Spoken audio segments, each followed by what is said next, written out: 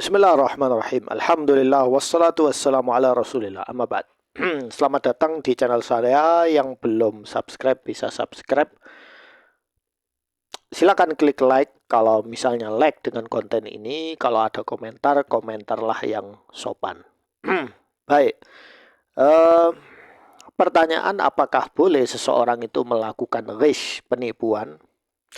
Dalam syariat Islam, perbuatan pembeli yang sengaja mengganti isi barang dari penjual, misalnya di platform seperti Shopee, bukan hanya di Shopee, di TikTok juga ya, dan Lazada, dengan barang lain yang lebih rendah kualitasnya atau rusak. Kemudian meminta retur pengembalian untuk mendapatkan pengembalian itu, dana itu setelah penjual sudah menerima dana, termasuk bentuk penipuan atau ghish. Ghish wa tadlis ya. Dalam transaksi jual beli, ini adalah tindakan yang merugikan penjual secara batil, sia-sia dan tidak benar. Karena pembeli memanfaatkan sistem retur untuk mengambil harta orang lain tanpa hak. Hukumnya adalah haram dan termasuk dosa besar karena melanggar prinsip keadilan, kejujuran, dan keridhaan bersama dalam muamalah. Transaksi ekonomi. Ya, ini melanggar syariat Islam dan juga melanggar prinsip Pancasila. Kemanusiaan yang adil dan beradab. Ya. Perbuatan ini bisa dianalogikan dengan mencuri atau memakan harta orang lain secara zalim yang dapat membatalkan berkah transaksi dan mendatangkan azab di akhirat. Kalau tidak diazab di dunia dan di akhirat ya.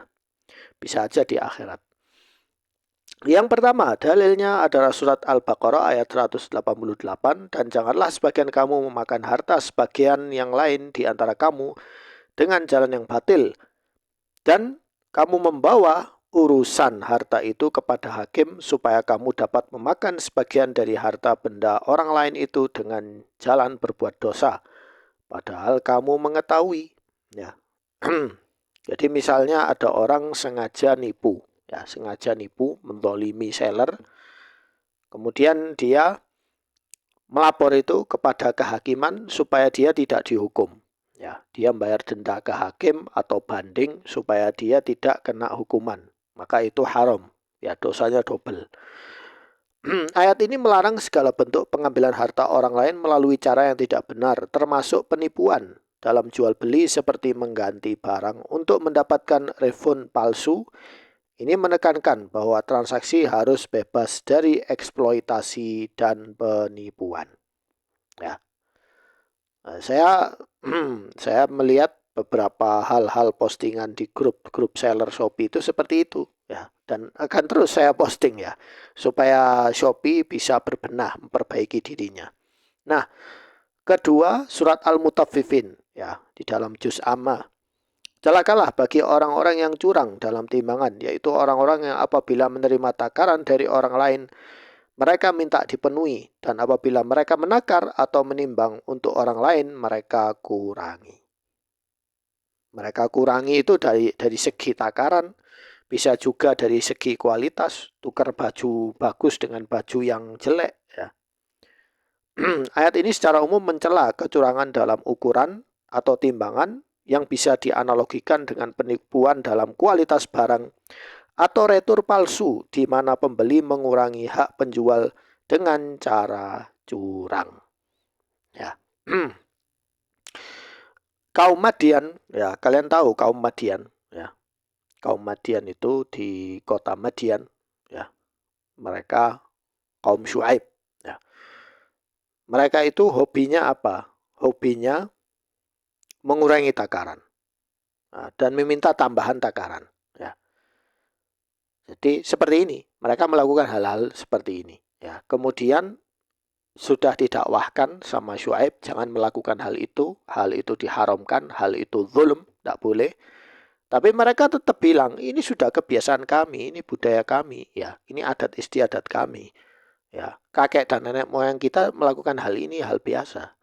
Nah, ini apa yang terjadi? Yang terjadi adalah azab. Satu kampung itu dipendem semua, ya. Dibenamkan semua di bumi. Habis, ya. Seakan-akan tidak ada kampung di situ. Ini Ini sangat mengerikan ya, sangat-sangat mengerikan. Ya. Baik, kemudian dalil dari hadis ya. Barang siapa yang menipu kami maka ia bukan termasuk golongan kami. Hadis riwayat Muslim. Hadis ini secara tegas menyatakan bahwa penipuan dalam segala bentuk termasuk dalam jual beli membuat pelakunya terpisah dari umat Nabi Shallallahu Alaihi Wasallam. Dalam konteks retur palsu, pembeli yang mengganti barang sedang melakukan tipu daya yang dilarang oleh Allah dan Rasul-Nya. Kemudian hadis lain, barang siapa yang menipu maka ia tidak termasuk golongan kami. Orang yang membuat makar dan pengelabuan tempatnya di neraka. Hadis riwayat Ibnu Hibban. Ini menunjukkan ancaman neraka bagi pelaku penipuan. Karena tindakan seperti mengganti isi paket untuk retur adalah bentuk makar, tipu muslihat yang merugikan pihak lain. Kemudian hadis tentang kejujuran. Pedagang yang jujur dan amanah akan bersama Nabi, orang yang jujur, siddiq, dan syuhada. Ya. Sebaliknya pelaku penipuan seperti kasus ini akan kehilangan keberkahan, posisi mulia di akhirat karena bertentangan dengan etika bisnis Islam yang menuntut amanah kepercayaan dari kedua belah pihak. Dalam fikih muamalah, retur yang sah hanya diperbolehkan dalam kondisi khiyar. Jadi Shopee memang melakukan khiyar, pilihan ya. Jadi hak memilih ya. Misalnya sudah beli barang ya. Barang ini sudah jujur sesuai ya. Kemudian dia kembalikan alasannya cacat atau apa, itu boleh ya. Nah, khiyar itu contohnya seperti aib jika ada barang cacat pada barang asli ya. Atau khiyar majelis sebelum transaksi selesai. Ya. Misalnya transaksi belum selesai, barang misalnya sudah datang ya. Kemudian pembayaran belum masuk. Oh, saya mau mengembalikan barang ini ya. Harus ada alasannya pengembalian itu, tidak boleh tanpa alasan ya. Kalau dari awal sudah ada deal, maka tidak boleh berubah dealnya ya. Kecuali ada alasan tertentu ya. Namun jika pembeli sengaja menciptakan cacat palsu atau mengganti barang, ya, ini bukan khiyar yang benar, melainkan tadlis yang membatalkan akad secara moral, meskipun secara formal mungkin tetap sah, tapi pelaku tetap berdosa. Jadi mungkin Shopee akan membela buyer, karena Shopee takut kehilangan buyer ya. Itu konsep bisnis macam apa itu? Ya. Kalau dalam konsep Islam, ya, dalam Islam, rezeki itu Allah sudah tulis. Ya, sudah Allah tulis, sudah Allah tentukan. Ya, rezeki saya, rezeki Shopee, rezeki Tokped, rezeki TikTok Shop, rezeki Elon Musk, rezeki pemilik Alibaba, rezekinya Xi Jinping, rezekinya Trump, rezekinya siapapun. Ya, itu sudah Allah tulis, sudah Allah tentukan. Ya,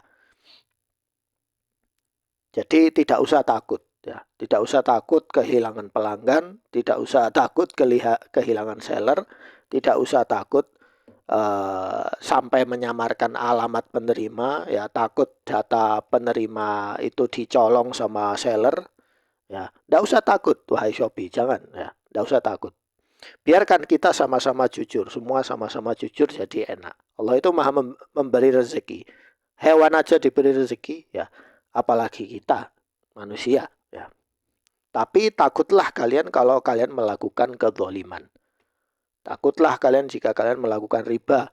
Takutlah kalian jika kalian membuat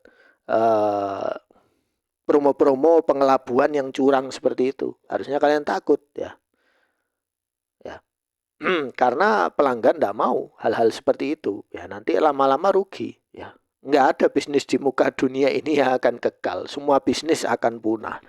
Bisnisnya Bill Gates, bisnisnya Rockefeller, bisnisnya Rothschild, bisnisnya Bill Gates, bisnisnya semua itu akan punah, semua akan binasa.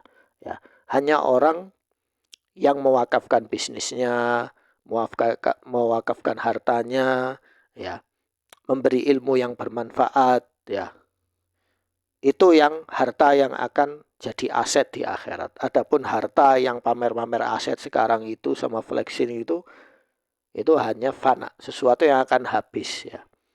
Nah, jika meninggal akan jadi rebutan ahlul waris. Tapi setelah ahlul waris meninggal juga nanti akan rebutan jadi turun temurun ya. Kecuali jika harta itu menjadi baqiyatus shalihat ya. Nah, ulama seperti dari Muhammadiyah dan NU ya, dan selain mereka menekankan bahwa transaksi harus bebas dari tipu daya untuk menjaga keadilan. Secara praktis pembeli yang melakukan ini wajib bertaubat. Ya, takutlah kalian kepada Allah Subhanahu wa taala, mengembalikan hak penjual. Ya, pertama bertobat, kemudian mengembalikan hak penjual dan kemudian meminta maaf. Dan yang penting adalah apa? Tidak mengulangi lagi. Kalau mengulangi lagi berarti kepercayaan sudah hilang. Jika tidak, ia berisiko mendapatkan azab di dunia, ya, seperti hilang berkahnya rezeki dan juga di akhirat. Nah, saya ingin cerita juga saya punya kenalan orang Surabaya. Ya, dulu dia itu cerita kepada saya dulu itu kerjanya mencopet. Dia dengan jujur cerita seperti itu. Sampai menangis, kemudian dia cerita ke saya, ya Allah, ampunilah dosaku. Ya, untungnya saya duduk di pengajian, ya, mendengarkan nasihat para ustadz, ya, para guru saya, supaya saya berhenti untuk mencuri. Kemudian sekarang saya sudah tobat dan saya alhamdulillah bekerja. Ya, sehingga saya takut. Saya selalu mengajari anak saya supaya tidak mencuri, tidak korupsi, ya, tidak memalak orang lain, ya, tidak menjadi preman, ya. Jadi dia sekarang akhirnya takut karena dosa-dosa masa lalunya. Ya alhamdulillah, berarti dia diberi hidayah. Semakin dia diberi hidayah, dia berhenti dari mencuri, dia tidak curang, orangnya menjadi jujur, maka Allah akan ampuni dosanya selama dia tidak mengulangi perbuatan itu. Maka aku pun mendoakan kebaikan untuk teman saya ini, ya. Saya bukan teman dekat dia, tetapi sekedar kenalan dan orangnya alhamdulillah baik, insaf ya.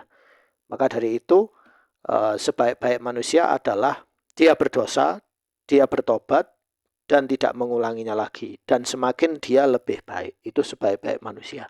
Dan seburuk-buruk manusia, dia tahu ini haram, dia tahu ini merugikan orang lain, dia tahu ini hal yang buruk, ya, tetapi dia ulang-ulang perbuatan seperti ini sampai dia sudah tua renta, sampai dia meninggal dan belum tobat, ya sudah. Berarti dosanya dibawa sampai dia mati, ya. Jangan sampai seperti itu. Kita tidak mau menjadi su'ul khotimah. Kita ingin menjadi husnul khotimah. Semoga Allah Subhanahu wa taala memberi hidayah bagi kita semua. Amin. Sekian.